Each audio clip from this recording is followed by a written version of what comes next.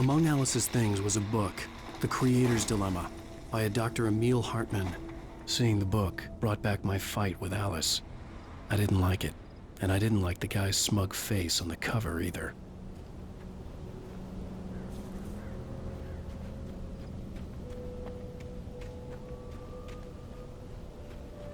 The gas station was my best bet. They'd have a phone I could use. It looked like a long hike through the forest to get there.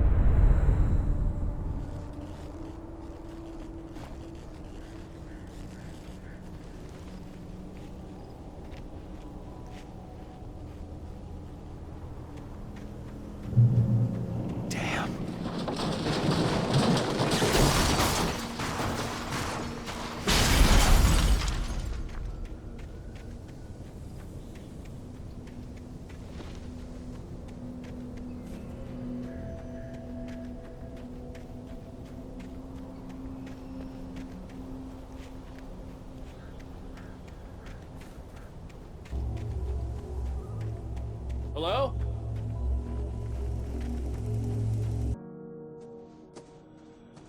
Hello? Is someone there?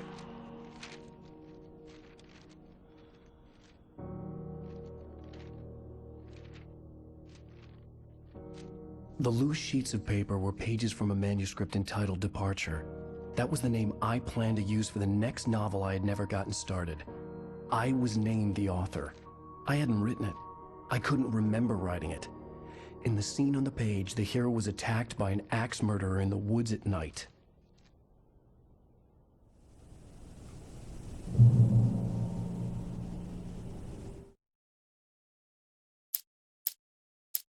Departure by Alan Wake. Departure by Alan Wake. The man turned to face me. His face was covered in shadows. It was hard to make him out in the darkness of the forest that surrounded us, but the axe he lifted was plain to see. It glistened with the blood of his victim. He grinned madly. The shadows were alive, distorting his features. It was a scene from a nightmare, but I was awake.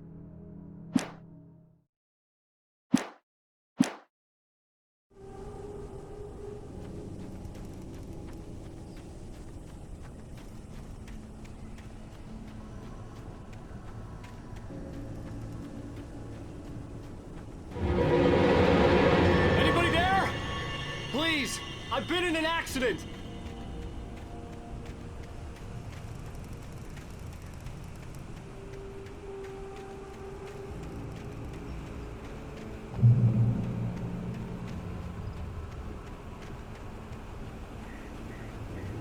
The lights up ahead were a good sign. Maybe I wouldn't have to hike all the way down to the gas station to find a phone.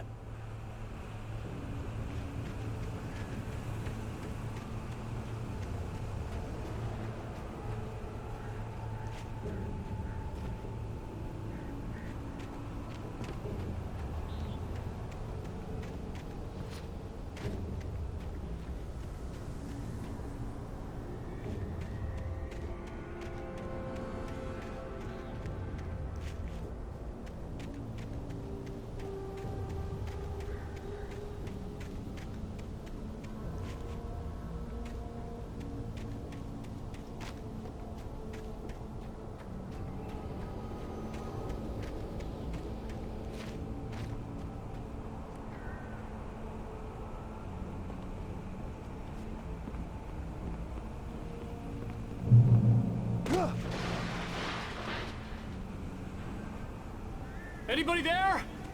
Please, I've been in an accident.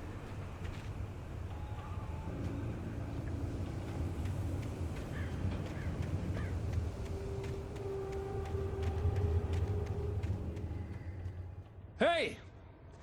Hey, you! Phil! There's been an accident. I need help. Listen, Deposit. I need to... Premium cabins for rent in Nightfall!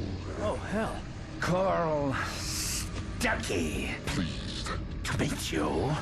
Non-refundable reservation. deposit required. Fair and square. Fair and Where?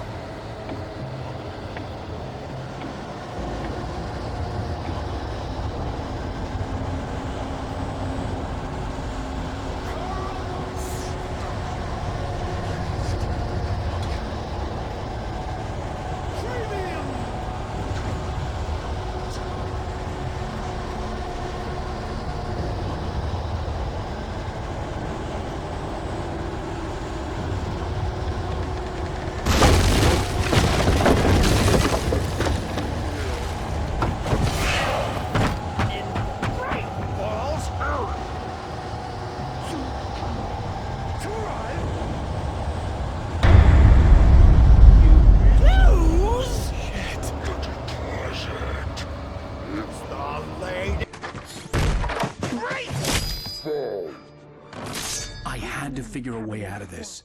Any second now, and Stucky would be knocking on the door with his axe like Nicholson in The Shining.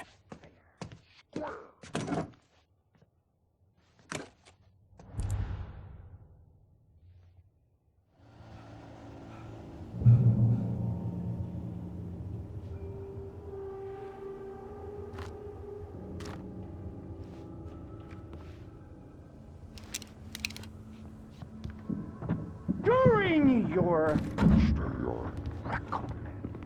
trying, Walking. it's the latest thing in Testably. Yes. proven. Bright Falls Sheriff Station. Hello? Hello? You can see the sight and keep those cholesterol levels. The spat.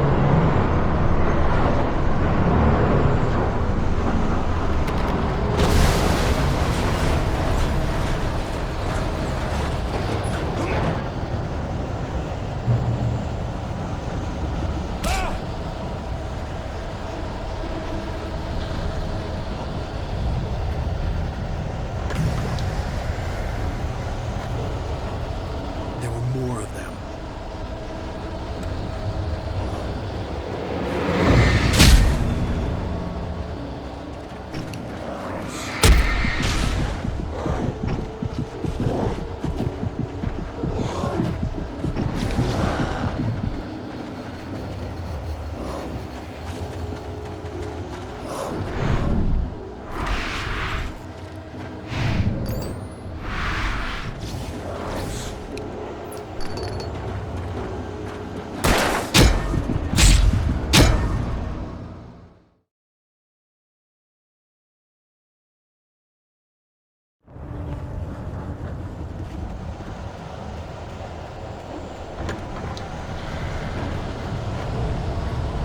There were more of them.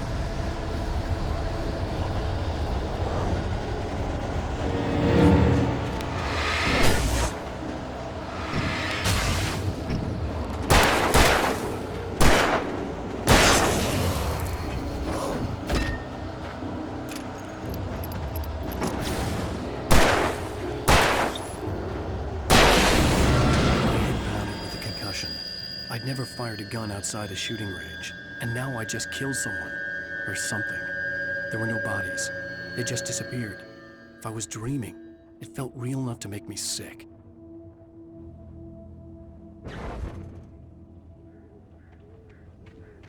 The dark forest was the last place I wanted to go, but I had no choice. I had to get to the gas station.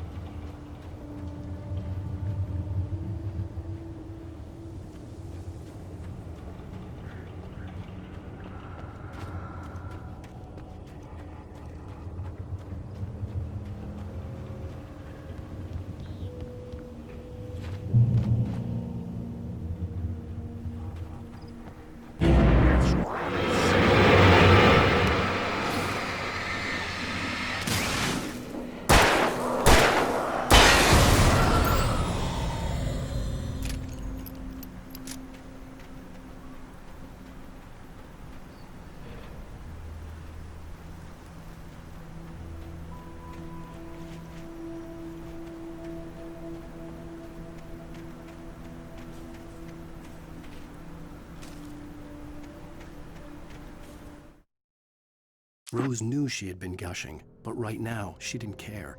As far as she was concerned, her brief meeting with Alan Wake was literally the high point of her life. She watched as he got in the car with his wife.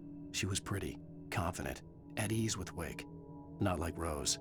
They were perfect for each other. She'd have given anything to be called their friend.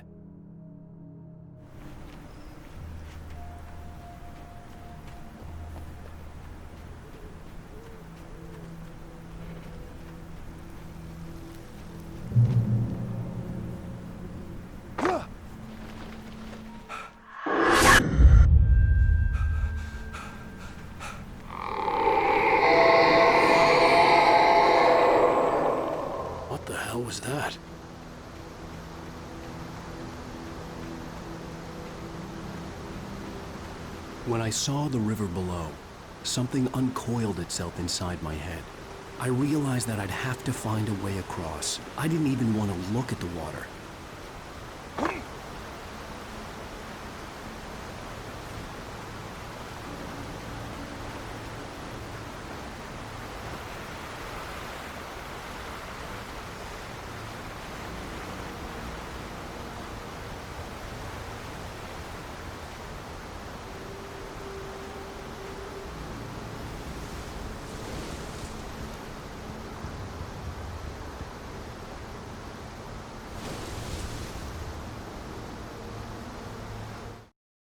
Barry Wheeler was bouncing off the walls.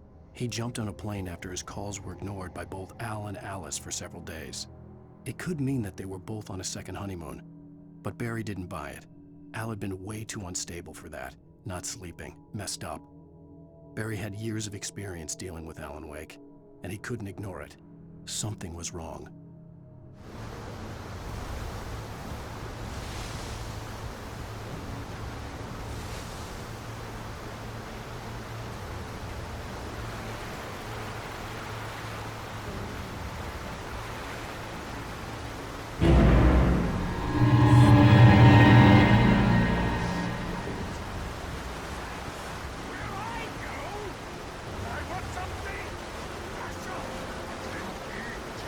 Stucky was still out there, in the dark, stalking me.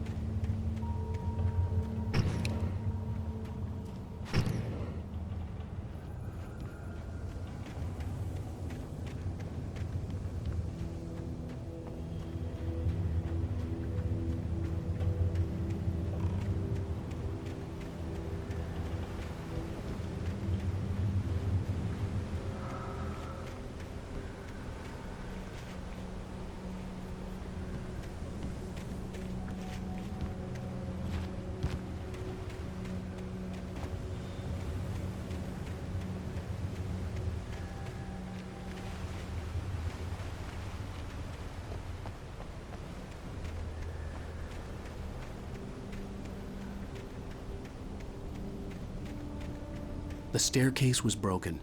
I had to make my way up some other way.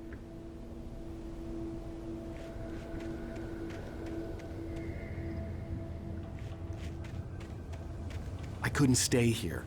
There had to be a way to get up there.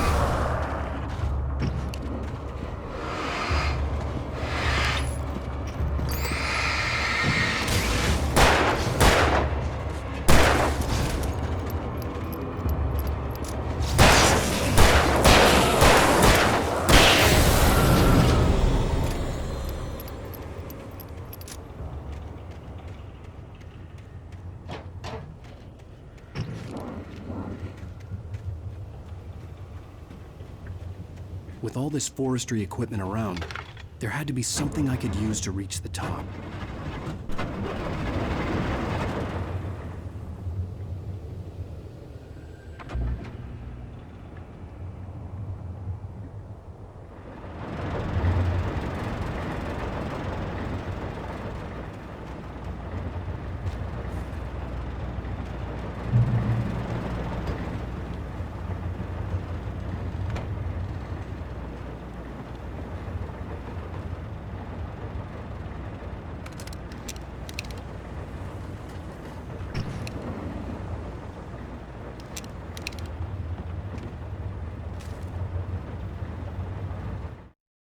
I heard them before I saw them, swooping down from the sky and screeching as they came.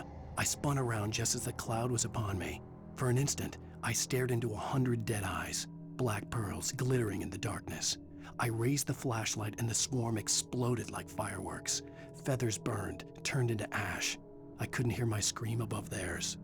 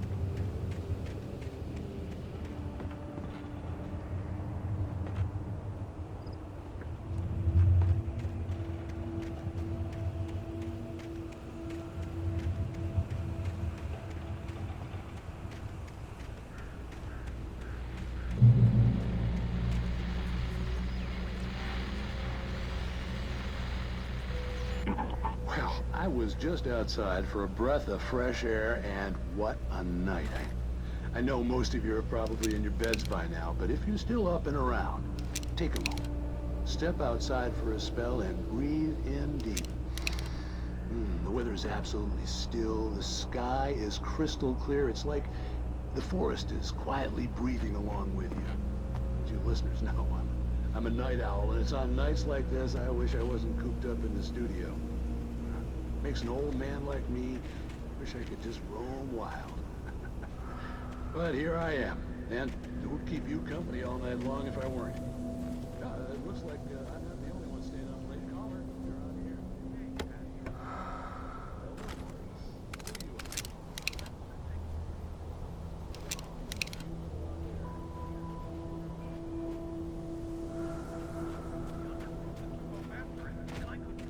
Probably a rabbit. Sure. Toby loves rabbits. Well, sure.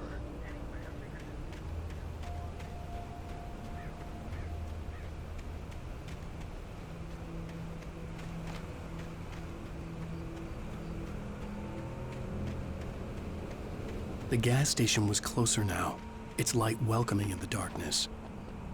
Paul makes the best dogs in the state.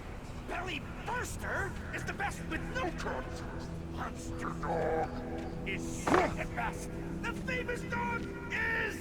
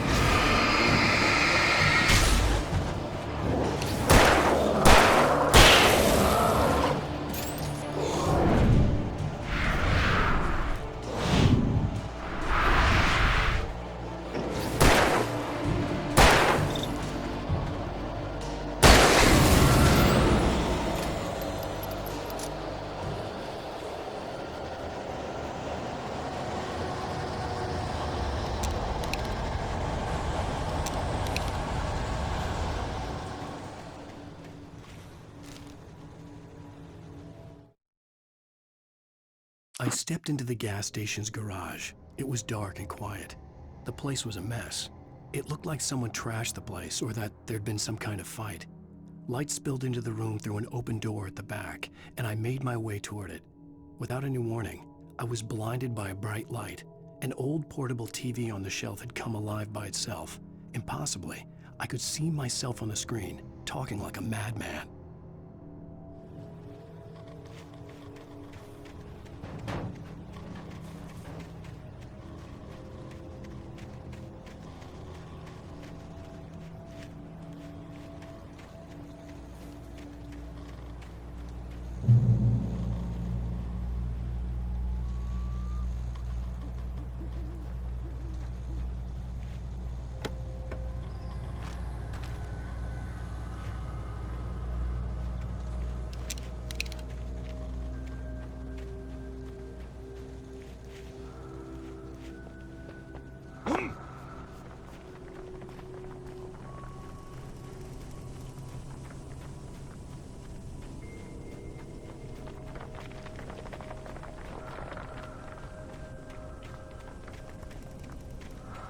Eerie hand-painted graffiti was revealed by my flashlight. Someone had hidden a chest of supplies near it.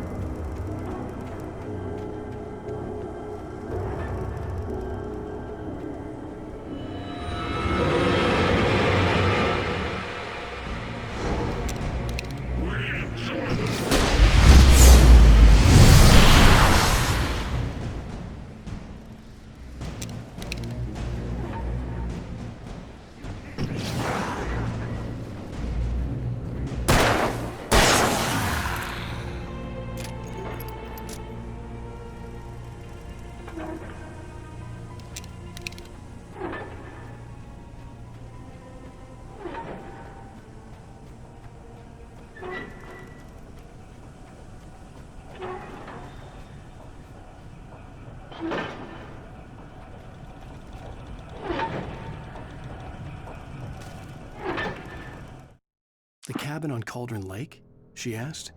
The sheriff looked at me suspiciously. The early morning light flooded through the office windows.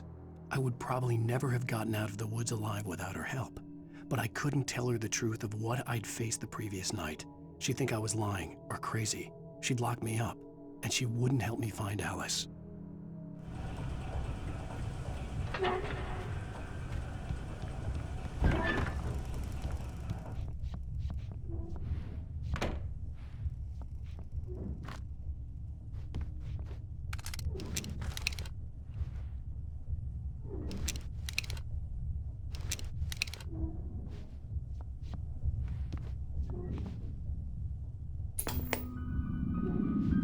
Science. It bestows immortality on those who advance it to elevate all of mankind. Newton, Einstein, Sagan, princes among men. But the price for such a legacy is steep indeed. In Night Springs. Tonight's episode, a quantum suicide. If our lives are already written, it would take a courageous man to change the script. Having called a press conference, Dr. Barclay Colvin is about to demonstrate that very courage. Ladies and gentlemen of the press, I am Dr. Barclay Colvin, and I'm glad so many of you could join me here at the Moorcock Institute. Tonight, I'm going to give a practical demonstration of the many worlds interpretation. As you can see, this is a loaded 9mm pistol. It shall be part of a thought experiment. And now, a real experiment, known as a quantum suicide. Did he say suicide? Is that a real gun? He's kidding, right? Please, stay calm. There is no risk. Observe what occurs when I place the weapon against my own forehead. Now, you might think this round is merely a dud. Not so. Observe the flower pot. And yet, I myself cannot be harmed with this gun. With each pull of the trigger, 2 new realities branch off. One in which the weapon didn't fire, and one where it did. With my machine here, I have ensured that this reality is always the former.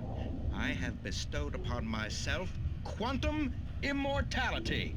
Under no circumstances can this gun kill me. So wait. What you're saying is that every time you pull the trigger, in another reality, you die? Yes, of course, but that's completely trivial. There's an infinite number of things that could happen at any moment, and they always do happen somewhere. The point is, this one thing did not happen here. You're insane, Colvin. Insane? Insane? Hey, was this thing supposed to be plugged in? I stumbled on it. You fools! Gaze upon quantum immortality.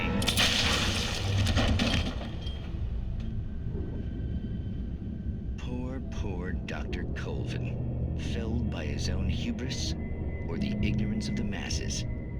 Perhaps he should have left the crate unopened, the decaying atom unobserved. Curiosity often kills the cat in Night Springs.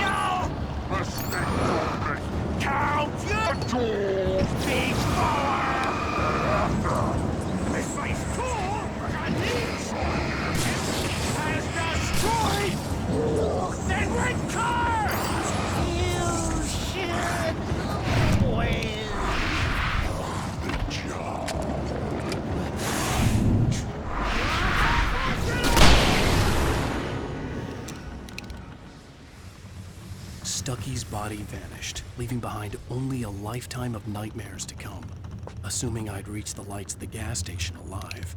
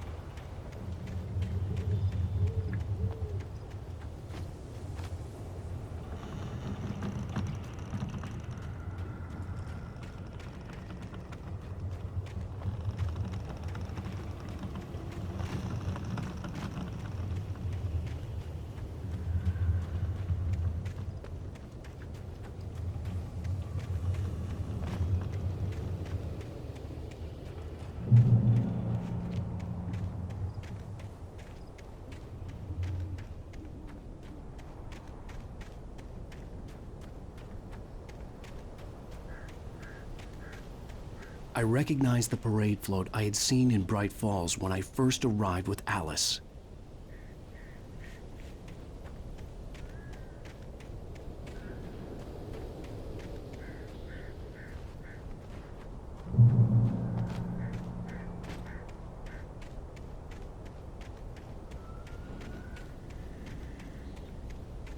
After the insanity I had just experienced in the darkness, the lights of the gas station felt comforting. At least for a moment, the sane world reasserted itself.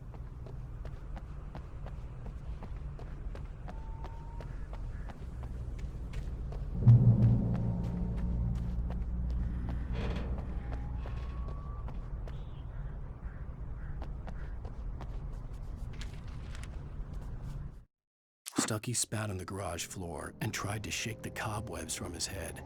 Ever since the couple never showed to pick up the keys, things had been fuzzy. Something, a feeling caught his attention. Stucky looked up and stared as his brain tried in vain to process the horror before him. He stumbled back, knocking over a can of oil. A black pool spread across the floor while he struggled for a brief moment, then let go as the unrelenting darkness engulfed him.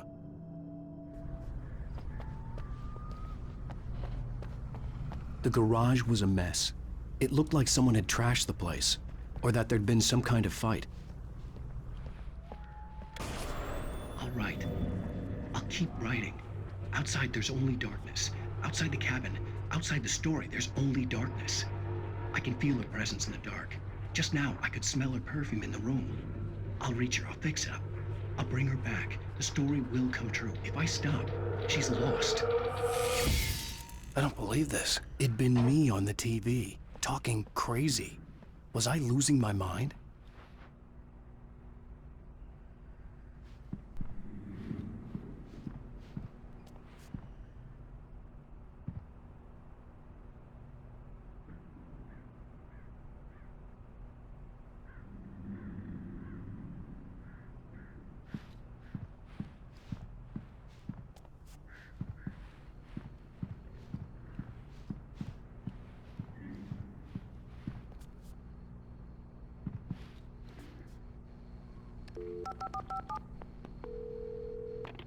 Bright Falls Sheriff Station.